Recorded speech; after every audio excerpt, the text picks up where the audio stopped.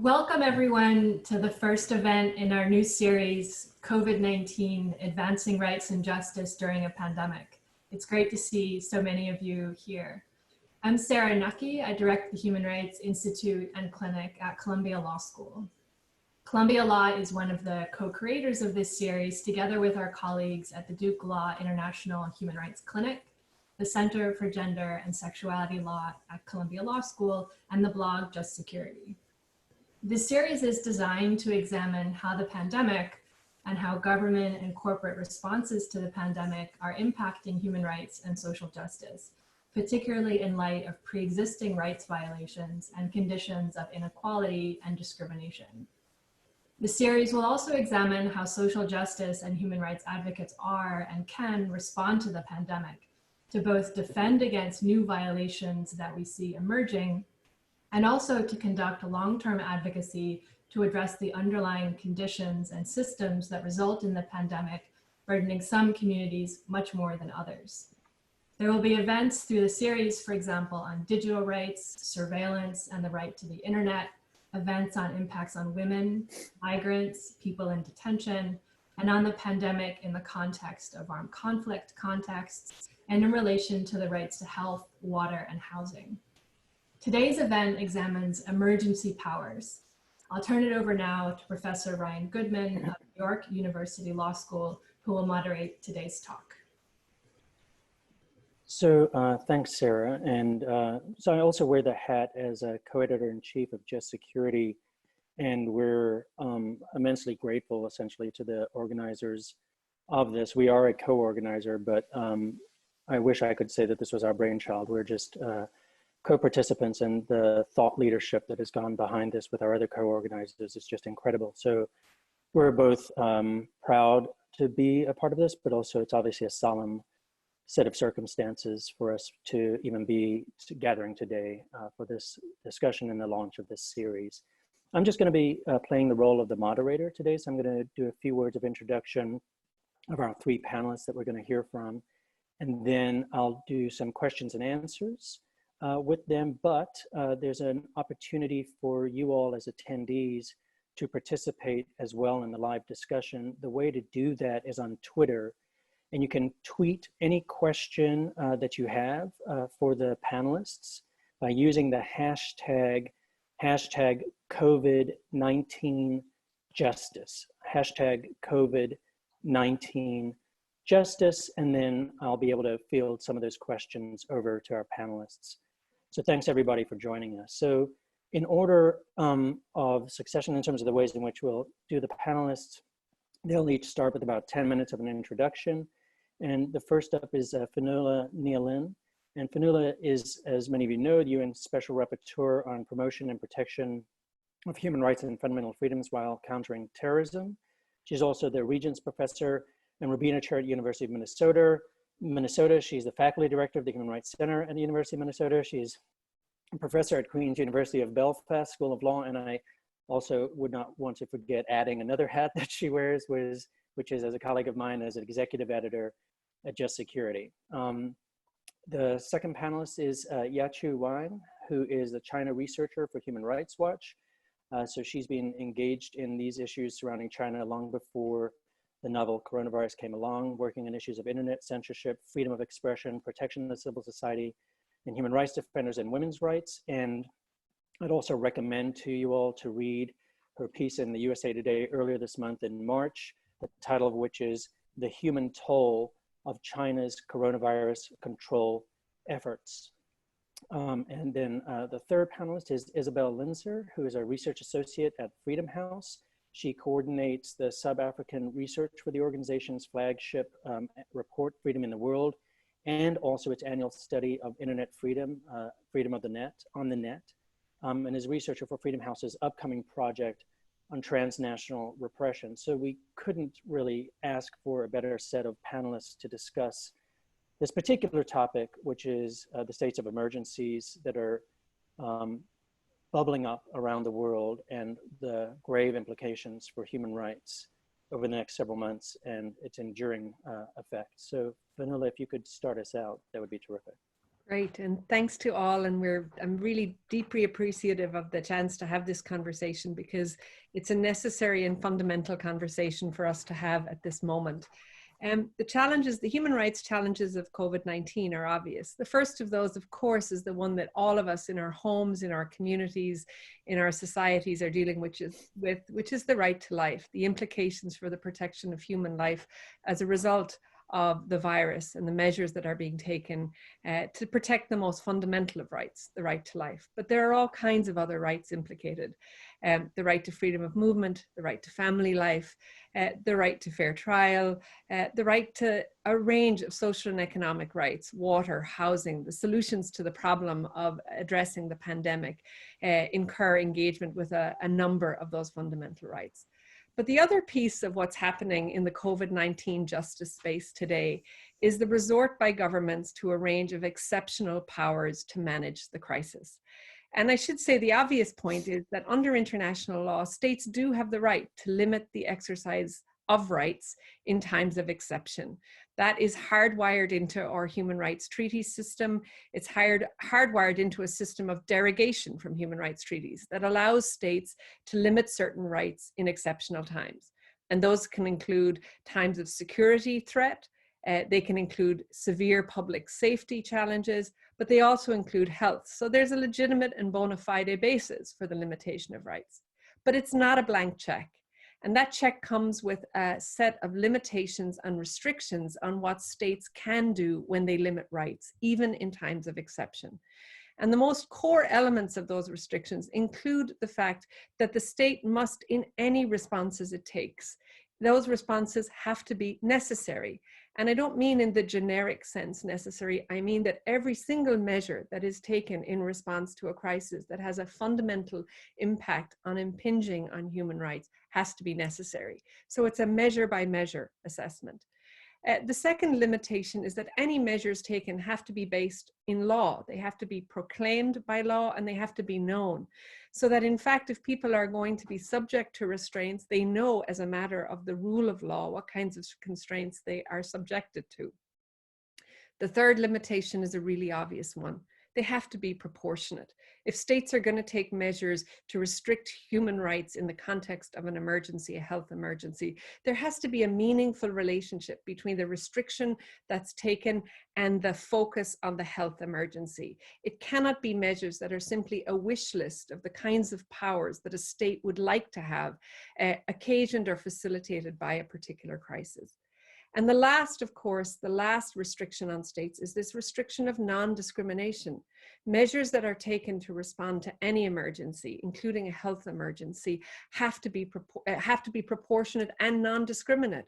They cannot affect or be targeted at particular groups, minorities, or vulnerable groups, specifically because of their status.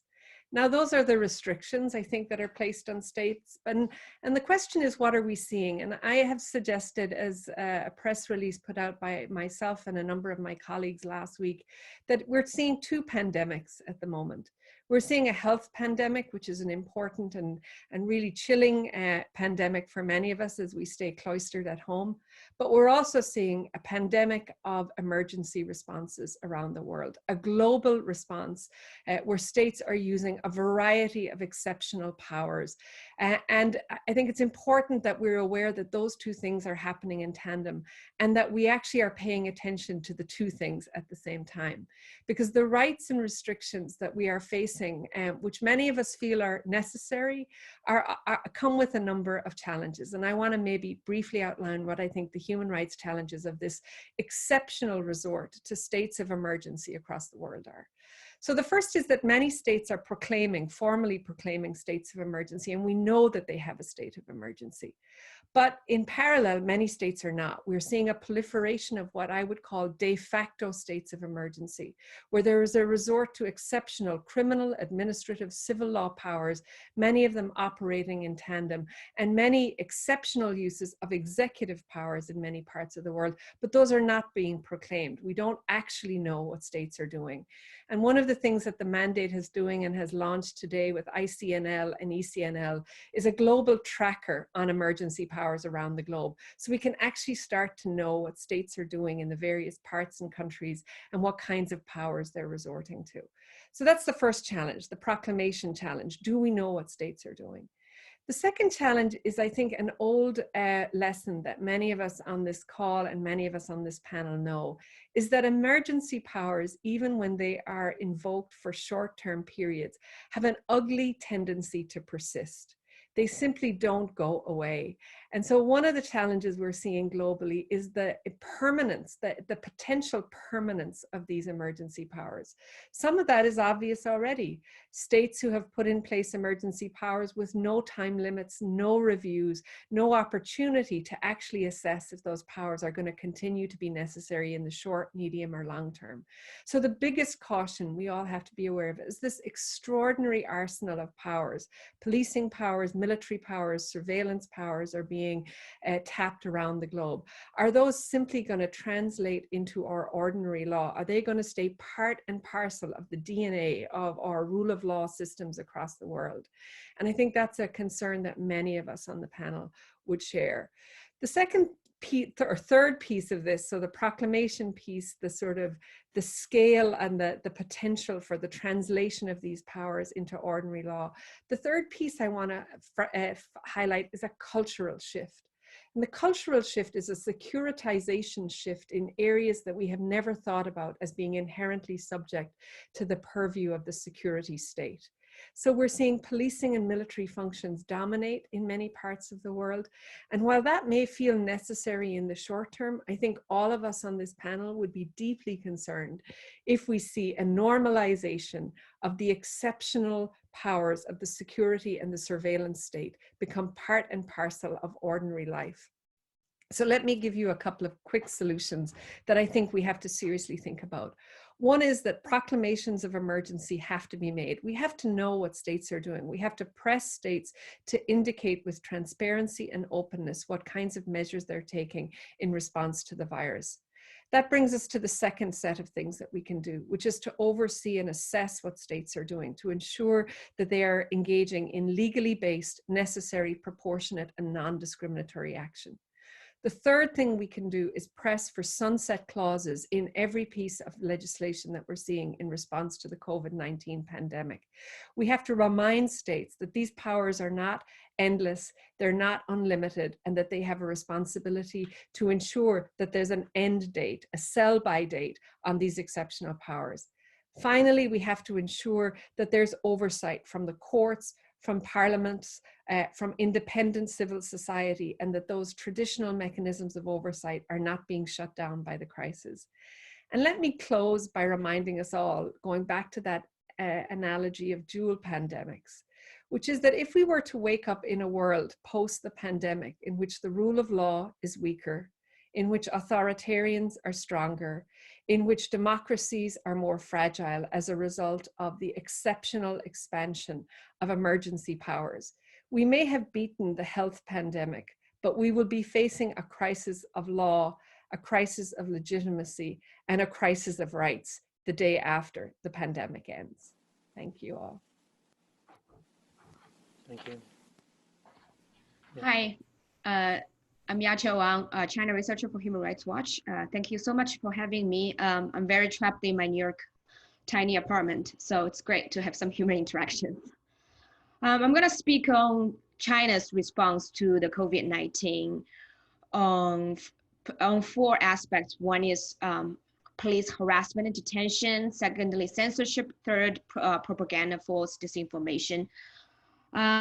In my 15 years of observing the Chinese internet, I would say the most effective method of silencing people are the good old ways, which is to physically harass, detain, and imprison people. And that is what the Chinese government has been doing.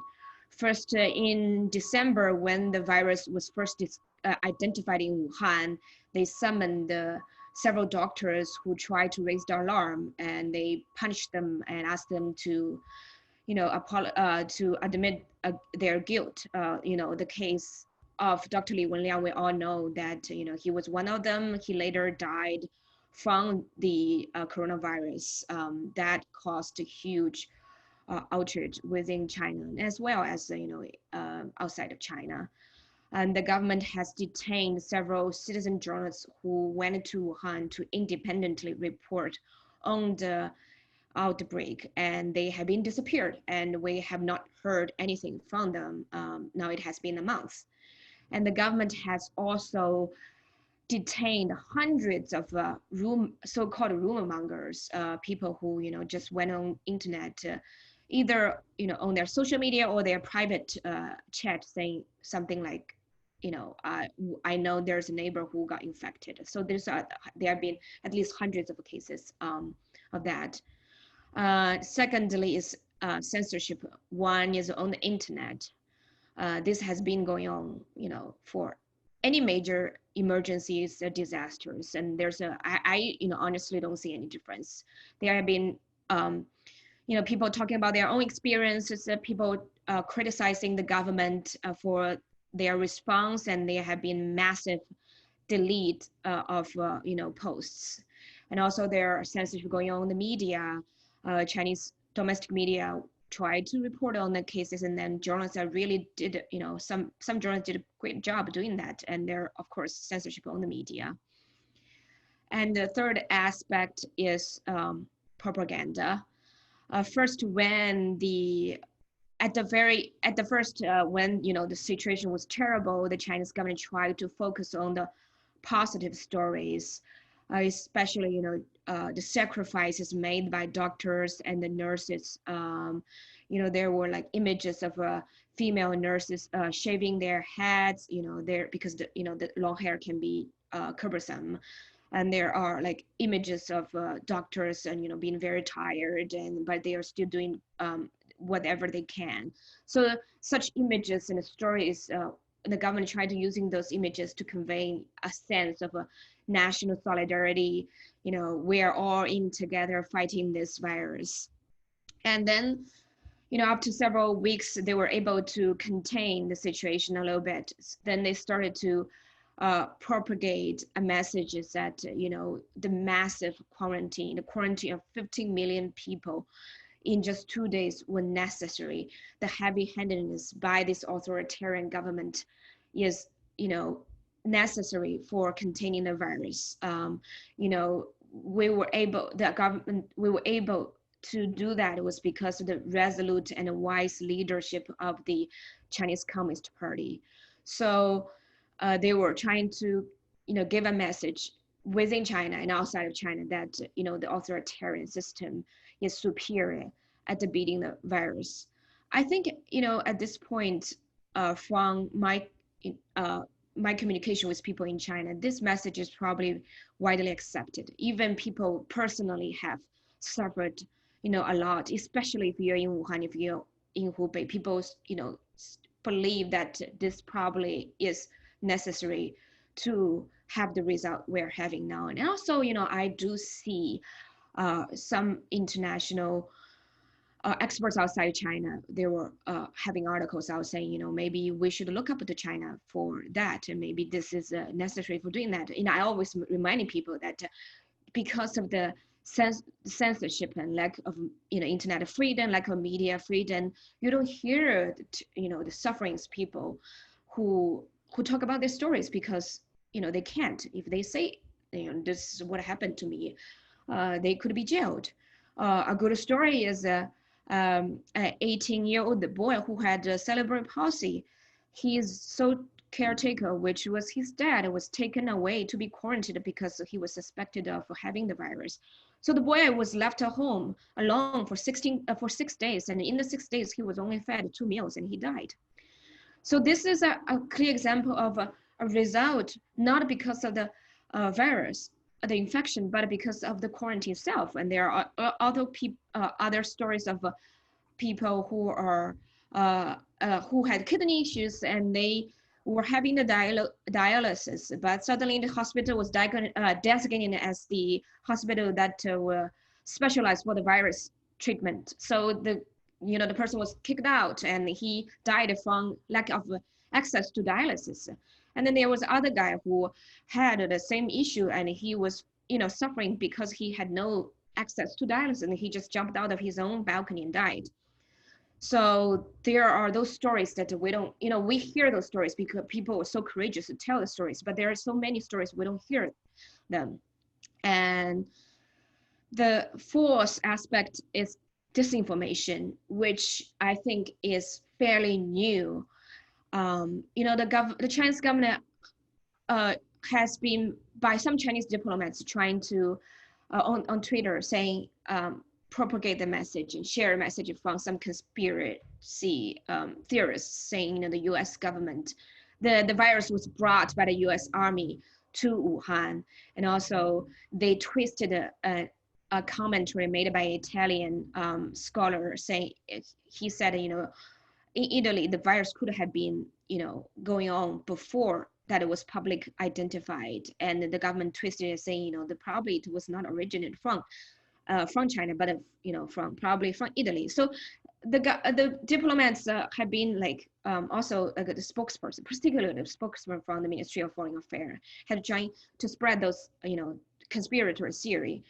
The Chinese government has been doing this within China for a long time. They always say Human Rights Watch is part of the CIA, where instigate protests in Hong Kong. So they have been doing this within China for a long time. But this is probably the first time that I see that they've been doing that outside of China. They are using Twitter to do that. I mean, Russia has been doing that for some time. They try to promote this conspiracy theory, to try to sow doubt and try to make people, feel confused. What's going on? What is the real? Where is it originated? So I think the Chinese government is, for the first time, is doing that, trying to sow doubt and promote conspiracy theories outside of China. I mean, in terms of effects, I would say, from my conversations with people in China, a lot of people do believe that probably the virus was originated, was brought by the U.S. government to China. Because of censorship, because of lack of alternative news. But in terms of, the effect outside of China, I actually think that, this kind of promotion of conspiracy theories are backfiring, because, people can have access to, other information. So people, feel that, for the government to do that is irresponsible or reckless and just, dangerous. So we will continue to see, I would say, a month ago, people would ask me, whether the Chinese Communist Party is in danger because of this outbreak. Then a couple of weeks ago, journalists start to ask me, is the authoritarian system really better, more superior at handling the virus? So you can see, in a way, the Chinese government has been quite successful in containing the virus, in propagating its message and sowing doubts of, where the virus originated, try to deflect criticism of its original cover-up. Yeah, I'm gonna stop here. Thank you, and thank you all for being here virtually today. It's great to be part of this conversation. So I want to talk a little bit about the breadth of this issue. A range of rights are being limited across all regions and across the democratic spectrum, from Russia to Indonesia to South Africa to the US. This really is global. And while this pandemic is new, the inclination of governments to expand their powers in times of emergency is very much not new. And this has been very, very visible since the beginning of the COVID-19 outbreak. And as my colleagues have said, it's very common for states of emergency and other crisis responses to become long-term policies. And I'll just start with terrorism as an example. We've frequently seen where that's the case. Many of us are familiar, of course, in the US, surveillance powers were expanded rapidly following 9/11. And this has been kind of on my mind as we've seen some harsh responses to the outbreak from Egypt, where they're already under a state of emergency. They implemented one almost 3 years ago, and I believe have extended it 11 times. It was originally following a terrorist attack. And so they're coming into this crisis already under a state of emergency. So while certain limitations on human rights are necessary to address the pandemic, we must recognize that there's the potential for a long-term effect of these limitations. Now, as a researcher who is not a public health expert, my goal is to watch closely and distinguish between actions that objectively address public health, those that undermine dealing with it properly, and those where leaders are simply taking advantage of the situation.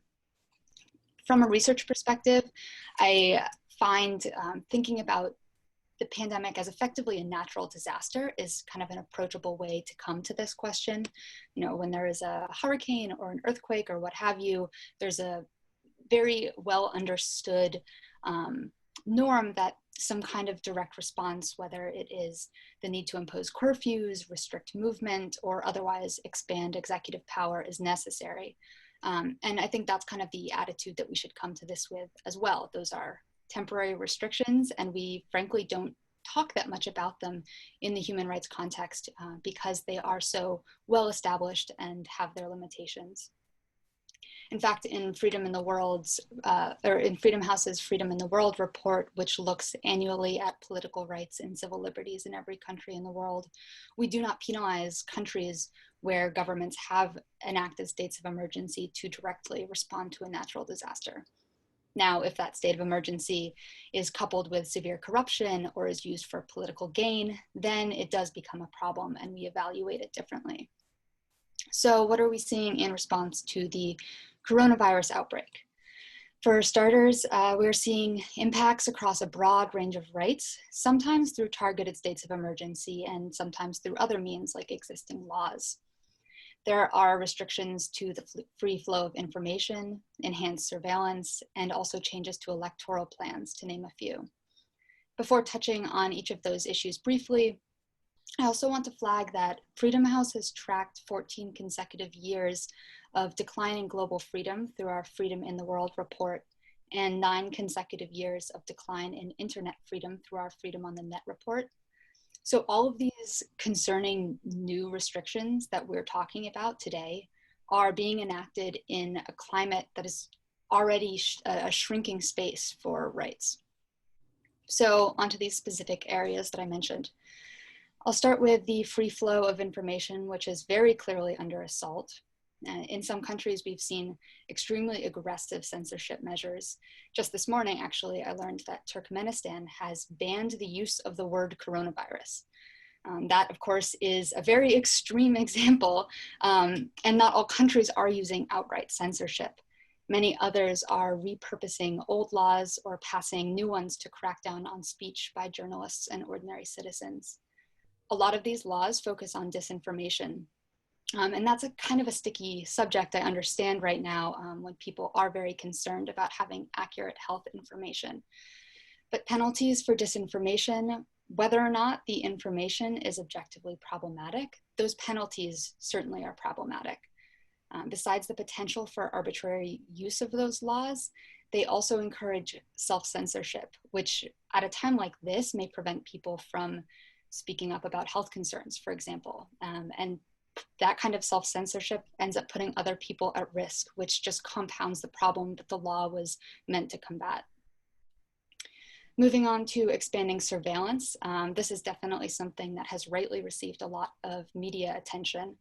And most of this new surveillance is ostensibly for public health and contact tracing, but it's easy to see how if we allow it to run out of control, it can be combined with existing problematic practices. And this is one of the areas of rights that I think really cuts across the democratic spectrum, because you see countries ranging from China to the US that already have problematic surveillance practices. And so this added expansion on top of that is really cause for concern. Now to shift gears a bit, I'll just touch on elections briefly. I think even governments that are acting in good faith have realized that elections pose a serious logistical challenge to maintaining good social distancing practices. And so far what we have is kind of a mixed bag. The UK, France, and many US states have postponed elections, but so has Russia. And then on the flip side, Poland is moving forward with its presidential election in May. What governments, democratic governments, do right now will really set a benchmark for the future. At best, postponing elections in democratic countries shows that they lack the logistical capacity to uphold core democratic principles during a time of crisis. And that in and of itself is a problem. At worst, they provide precedent for authoritarian governments to postpone elections in the future. And so with that all in mind, postponing elections should absolutely be a last resort. And finally, I just want to raise the new law that Hungary passed yesterday because it showcases so much of what we're talking about today. As a little background, for those of you who may not follow Hungary, Hungary has seen democratic backsliding under President Orban for several years. And in fact, 2 years ago, Hungary became the first EU country ever to be rated partly free rather than free in Freedom House's Freedom in the World report. So this new law is very, very worrying. It includes a jail term of up to 5 years for spreading false information about COVID-19. It drastically increases executive authority, allowing Orban to rule by decree, and reduces parliamentary oversight. And crucially, it includes no time limit or sunset clause. So each of those individual provisions should raise red flags for you, no matter what country they're in. And in Hungary, they clearly demonstrate that Orban's government has finally dropped all pretenses. They are not committed to democracy and human rights and are taking advantage of the pandemic for political gain. And just to wrap up, I want to highlight some of the principles for protecting political and civil rights that Freedom House released last week, because I think they're a really good starting place for us to talk about these issues. Any emergency restrictions must be clearly communicated, enacted in a transparent manner, well-grounded in law, serve a legitimate purpose, and be proportionate to the threat. A couple of other key components to look for are limited duration, and when it comes to the potential for expanding emergency measures, there must be independent oversight and transparent criteria for justifying the extension. Freedom House also released some more specific details for surveillance and elections, which I'm happy to discuss further as we get into Q&A. But the main point of these principles, though, is that the pandemic will end. Just this kind of parallel pandemic idea, I think, is just right. The pandemic is temporary, and so should the restrictions be. We need to make sure that when we get to the other side of this, our basic human rights are intact. Thank you.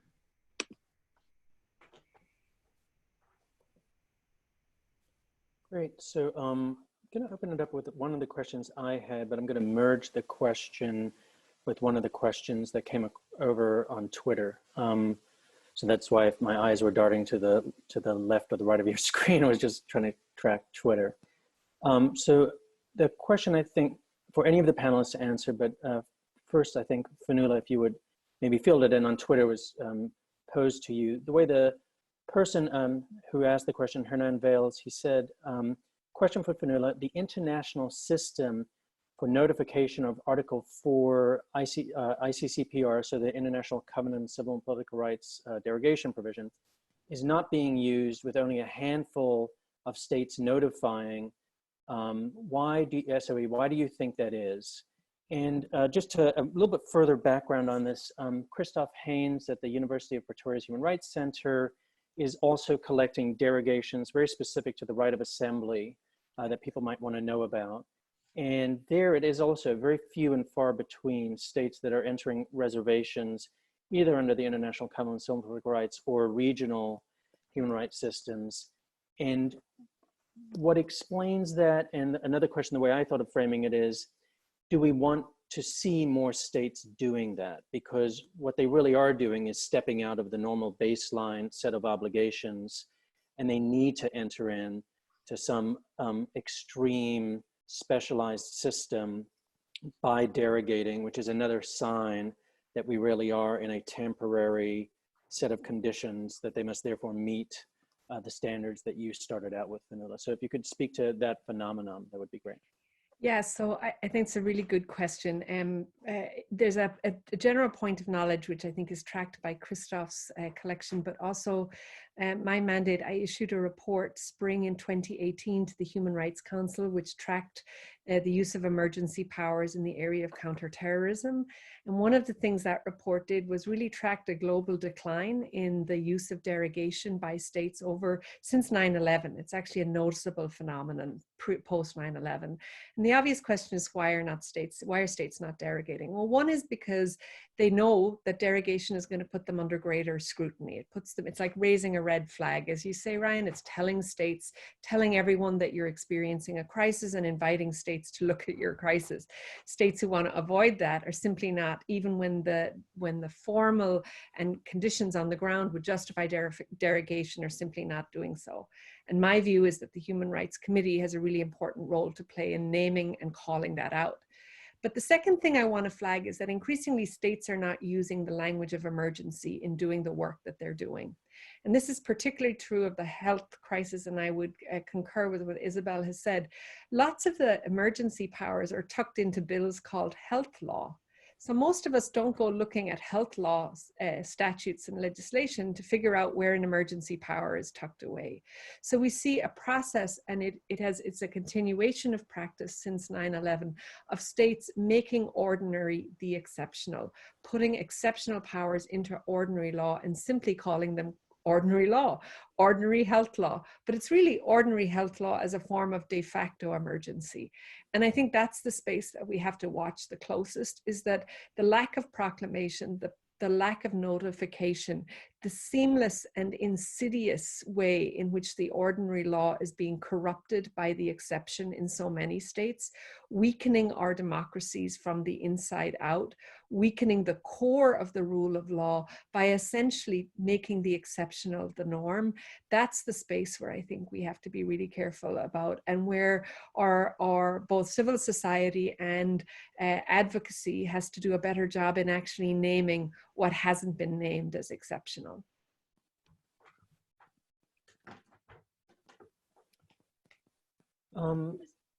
Yep. Does anybody else want to build off that last point? I think about looking in other spaces for these laws. I feel like often those of us in the human rights and democracy space sound like broken records when we rag on these very broad laws, broad provisions about terrorist speech, broad provisions about false information. And I think we're seeing those come into play right now as well. So those are kind of some of the existing ones. And that's the kind of work that we can be doing all the time, whether or not we're in the middle of a crisis, is pushing back on those kinds of broad pieces of legislation that then, when we end up in a moment like this, truly can be implemented in a catastrophic way. Second set of questions, I'm also going to merge this with a question that came in over Twitter. So if we take a step back and think about the problem that we're dealing with, one aspect of it might be thought of as we're worried about the existing legal system and how it will not be honored, but rather violated in the course of the pandemic. And we're trying to make sure that the status quo legal system continues to function and apply and regulate gross abuses by governments. But another way of looking at it is that this is a moment in which some of our existing legal systems don't add up to meet the challenge, and that we need to think more broadly about expanding our conception of some of the ways in which we otherwise think about the law working or political institutions working. So just to give one example, on just security, we have two different pieces that are debating whether or not China can be held responsible for the pandemic and could be asked to actually pay financial remedies. And in my mind, one author is saying no, because this is just not how international health law has worked. And the other authors are kind of maybe admitting that, but then thinking this is a paradigm shift. This is the time where an international or tribunal or national court might very well say, no, here's something different about it. Now, there are other problems with that because of contributory negligence from the United States government, for example. worsening the situation where other governments have not felt the impact. But that's one question. So let me also just put it to the panelists by quoting from the tweet, which is Antonella Cesena, I hope I'm pronouncing your name somewhat correctly, who says, quote, "Do you think we have to face these situations which end up violating civil rights and human rights stricto sensu, which with existing legal instruments, paren, following the example cited, expelling Hungary from the EU, paren, or within the institution of ad hoc legal instruments?" So I think of that as kind of in a similar vein of the question that I'm throwing out to you.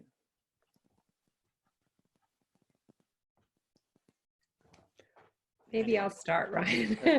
I mean, I think the challenge is, of course, the law is always behind, and the law is particularly behind in areas of crisis because each new crisis by definition is different. And so I think what would concern me greatly about the notion that we would allow states to renegotiate some of these fundamental precepts is I don't have any hope or optimism that we would negotiate up. I think we would negotiate down. I think what we are talking about in the panel are often, we're talking about floors on human rights, not ceilings. And given states, given the opportunity, given the closing, the restrictions on civic space we've seen globally, given the scale of exceptional powers we've seen being used across a number of states, not just states that are weak in terms of governance or fragile, the expectation would be that we're not going to get more human rights, we're going to get less human rights. But I think it also causes us to think about the conditions conducive to why this crisis has been so impactful. The lack of implementation of fundamental social and economic rights around the globe is a fundamental precursor to the restrictions that are now being imposed. So I think we thoughtfully have to ask the question is, what were the human rights deficits that led to the cause of this crisis? Not simply what we've heard from Human Rights Watch about the kind of authoritarian deficits in China, but the fact that when people don't have access to running water, they can't wash their hands. So therefore, the spread of the virus, a global pandemic, will be worse. When people don't have safe and adequate housing, then we can't ask them to shelter in place to prevent the worst parts. So it is, I also think, while we're focused on emergency powers today, it's asking what are the conditions conducive to the production of emergency powers, where states who have failed in their fundamental obligations to their citizens then take additional repressive powers to compensate for that lack of fundamental provision in the first place. And I do think that's also what I hope this series, and I know what Just Security has been encouraging a conversation about, which is not just the obvious breaches, but actually the conditions that have produced the breaches.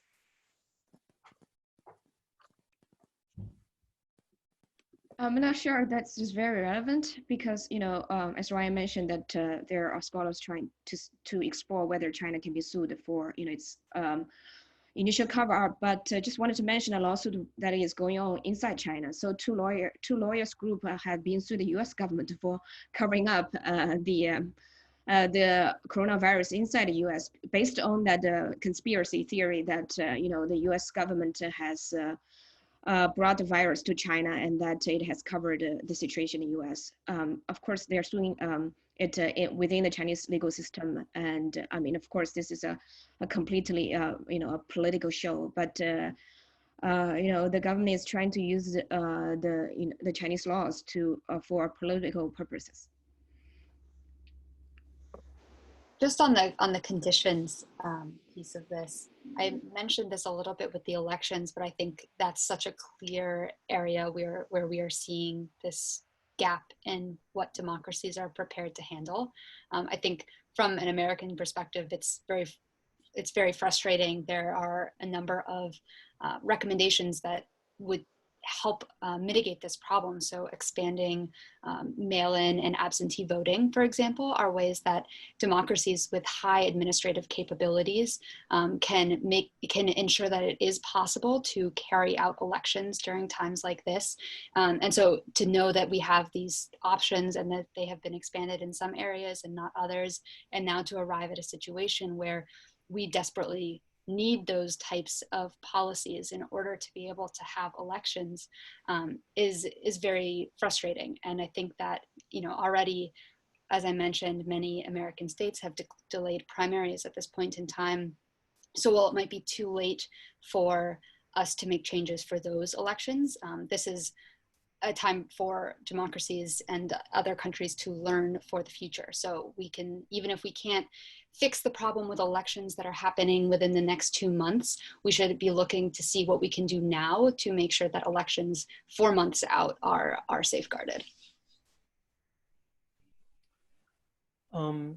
Another question that in a certain sense is playing off of the issue that Fionnuala raised so well about the fundamental conditions that have given rise to the emergencies is, are there opportunities here for human rights lawyers and human rights policymakers and the like to have opportunities to advance human rights that maybe didn't exist before? So after the pandemic or in the pandemic, there's maybe a paradigm shift in the realization of the right to health and its importance. There's a paradigm shift in economic, social, and cultural rights and how central they might be. There might be a paradigm shift with respect to like just the US government, which has given short shrift to many rights, but the idea that the US government, by not testing and making availability of testing, is actually, it's so hard to articulate the harm, but it's not so hard to articulate the harm to the human rights framework. Are there those kinds of opportunities that you all think about, even though it's hard to think about opportunities coming out of a global pandemic, but maybe there's something there in terms of how we think about all the work that we're doing? One area that I hope we can focus a little bit more on is the rights of people who participate in the informal economy.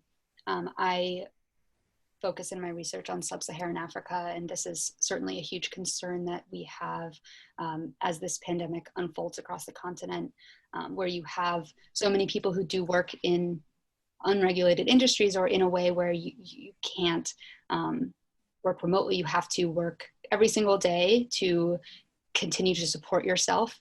And this is very acute in many of the countries that I study. And so as this pandemic rolls out, there's a lot of conversation about the lack of running water in those communities, the lack of adequate shelter, the lack of government support, and even access to understanding where government support could come from. And so I have really, really hope that this is an opportunity for us to raise the profile of the issues faced by that community, just for starters. Yeah, I would add, I mean, I do think there's this extraordinary moment where, not just as a theoretical matter, but as a practical matter, the idea of the interdependence of rights is so obvious to all of us, right? I think that this is a paradigm shift in understanding that. I think it's also, hopefully, we might think of, although I think it's difficult in some countries to see it, there is a shift around dependence and interdependence. And so we see some countries understanding the impact of the sort of the scale of globalization and the importance of deepening and advancing positive, interdependent, rights-bearing relationships with one another. I think there are those opportunities. The other place I think we can learn is that I think all of us on this call have sit largely now in Western countries, but many societies have lived with restrictions, and civil society has lived with restrictions in many parts of the world for a really long time. And they've been innovative and adaptive, and they've figured out ways that they can make their voices be heard. And so I do think one of the kind of sort of mobilizing moments, and this series is maybe one of those mobilizing moments, is to think out of the box about how we mobilize under restriction. How do we use the moment of restriction to create new relationships? How do we find ourselves in different conversations? And how does the technology help us? You know, how can we use those moments now? And I think there is opportunity there. And I just concur. I think the other big space I think we want to think about is, one of the questions I saw on Twitter was about gender. I mean, this particular moment is a moment in which gender relations can go back a century, or they can really, we can start to open up questions about what it means. Who's responsible for care? How is care allocated? And in particular, I think my colleague, the Special Rapporteur on Violence Against Women, the presumption that homes are safe for everyone is a fundamental misunderstanding of the meaning of home for so many people around the world. So I do think there are these moments. This is a moment where we can shift the conversation and actually not see ourselves as sort of unable to do that, to kind of seize the moment. I think in the China context, probably, I mean, I clearly see a demand increased demand of freedom of expression. Even, because of the propaganda, the censorship, people might feel the heavy-handedness way of handling the situation is necessary. Nobody agrees that the government's cover up. The doctors try to raise the alarm, and citizens try to report on the situation, and the government censored them, and people are very angry about that. And as a response, people were so angry with the censorship, they start to develop all kinds of methods to counter it.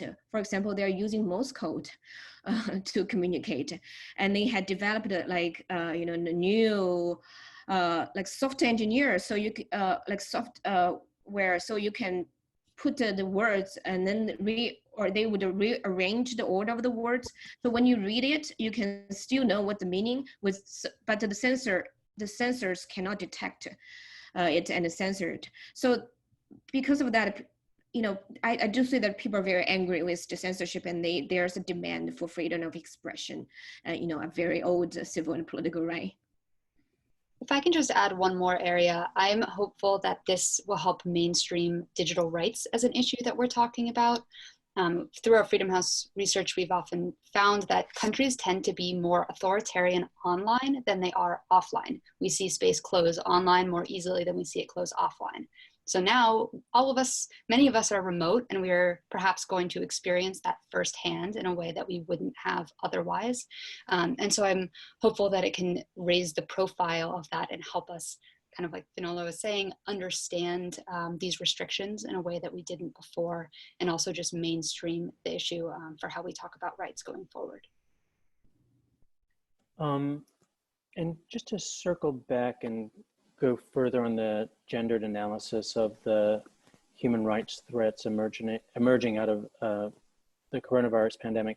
So one person asked this question, quote, so this is not about how we might think of opportunities and reimagining how things can actually go forward or backwards, but to think about right now what's going on around the world in terms of violations through a gendered analysis. So the person asked, quote, "Can you ask panelists to give a gendered analysis of threats to human rights due to COVID-19, e.g. I see reporting of increased harassment by police against women in public spaces, e.g. sex workers, women doctors on their way to hospitals, etc.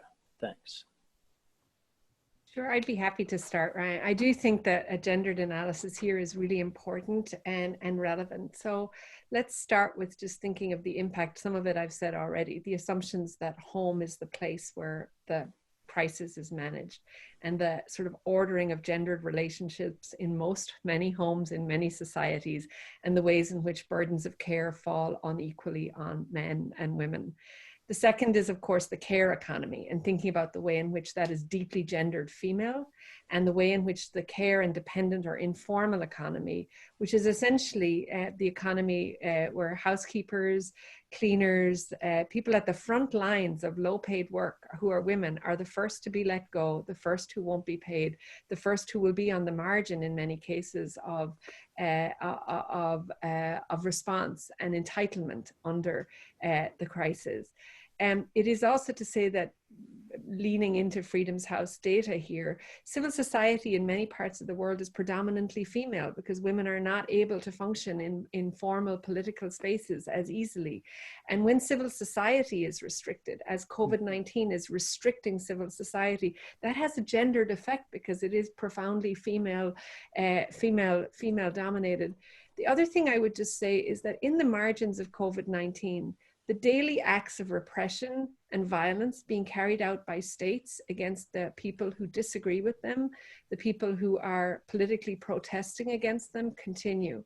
They continue in the shadows. The arrests, the detention, the arbitrary killings, all of that is happening.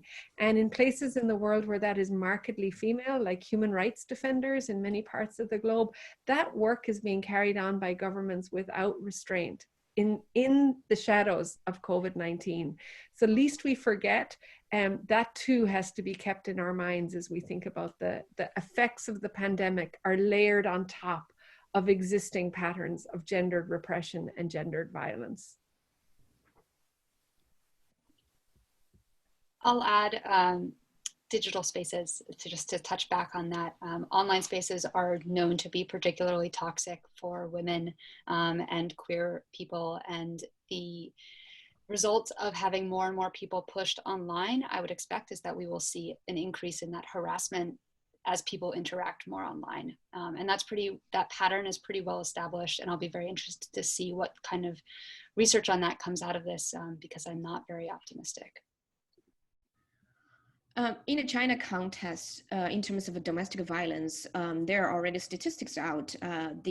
Certain organizations, they are receiving calls seeking for help. Well, that were tripled during the quarantine in Hubei province. So clearly, women are, having, because of the situation, they're suffering more from domestic violence than the usual time. So this has been clear. Of course, it's just not. It would not just be in China. Probably it's definitely a global phenomenon.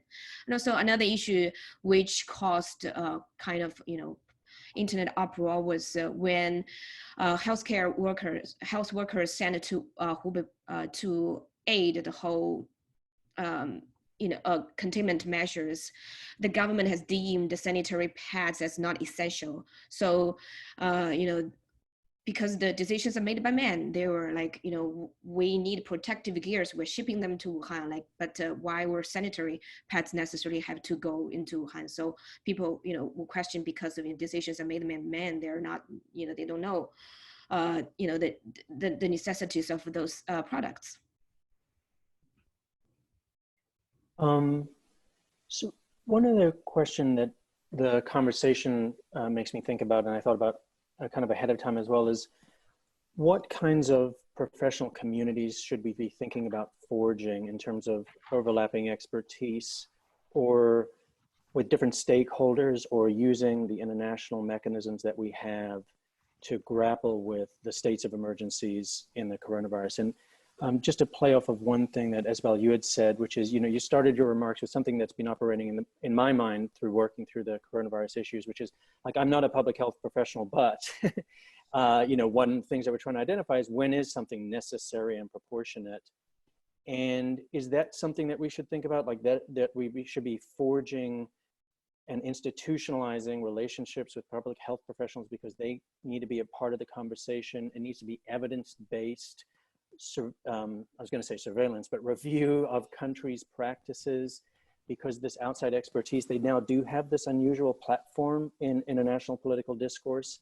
So it needs to be human rights experts with public health experts together assessing, because that's a very powerful connection. Is that, so just to think about pathways forward in the last remaining minutes of how we can think of this as activists or designing the kinds of efforts that we need to see happen.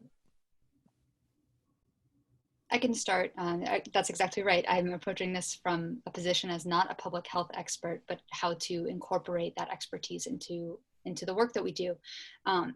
Freedom House, we're talking about this quite a lot, and we do plan to have consultations with public health experts, international human rights law experts, and I think that institutionalizing some of those relationships at an early stage would be important, and also connecting where organizations have the capacity. So an organization like Freedom House that works with local CSOs as well, where we have the capacity to connect international public health experts with local organizations to help with their advocacy, I think would be a very potent way to do this. I feel that we, for starters, I think that these kinds of conversations are the way to build those relationships. I would be very interested in seeing panels that include public health experts alongside human rights experts, just to kind of informally at least start to build a community. I haven't thought at this point about any more formal mechanisms, but I'm really just approaching it from kind of a research perspective at this stage. Maybe I'll add, I want to acknowledge that the university I teach in here in the United States, the University of Minnesota, we have a human rights lab with 50 faculty, many of them health, human rights, agriculture, right across the spectrum of the university. And we've been trying to think through the ways in which a human rights-based approach has to be a multi-disciplined, multifaceted conversation. So I think as a number of universities are represented here, I think the intellectual work has to start at our universities and having these conversations. It also has to happen in public policy space. And I do think, though, we do have some interesting and relevant markers. In many crisis spaces, I think of places where the mandate works with organizations like Médecins Sans Frontières or other humanitarian organizations. We're doing this all the time. We're dealing with people who are functioning in highly complex, fragile, and I think we can learn from some lessons from the ways in which those have worked well, and also learn the lessons when they haven't worked well. And I do think that's the motif of the moment, is to capture the moment, to use the moment to do the things we want to do, to use the upending. Sometimes times of crisis, we talk about the bad sides or the downsides, but the upside is that things get turned up and turned inside out. And in those moments, we can do sometimes exceptional and extraordinary things to reshape conversations that we've been having a hard time getting through to the general public on. And so maybe this is one such moment. I think China's context probably is a bit unique, because I do think the civil society has a lot of capacity. There are expertise, there are scientists who, you know, have been doing great work, and there are healthcare professionals. But given, you know, the repression, it's hard for them to, you know, work with us. A lot of people inside China are very afraid to talk to us because there could be political repercussions. You know, this is like a very political issue that is very hard to change on, like, you know, a civil society level. But I think there's things that, you know, people outside of China can do. I mean, a lot of people are using, you know, tools, because Chinese social media is very censored and surveilled. They're using tools to try to communicate with the outside world. For example, we've been talking to, you know, tech companies like Twitter and Facebook to say, you know, people have activities, they wanted to contribute to the conversation. How do you provide a, you know, a secure platform for them to be able to contribute and communicate with experts outside of China? Great. So in conclusion, to wrap it up, I just wanted to thank the panelists, thank everybody for attending. Still feel free to use the hashtag of hashtag COVID-19 Justice for comments and further questions. In fact, further questions for the next event in this series, which is 2 days from now, Thursday at the same time, 12:10 Eastern time on Zoom. And the title of that next event, like this one in the series, is Impacts of COVID-19 on Marginalized Groups. So please stay safe, everybody. Wash your hands multiple times, and see many of you back here on Thursday. Thank you. Thank you. Thank you all. Thank you.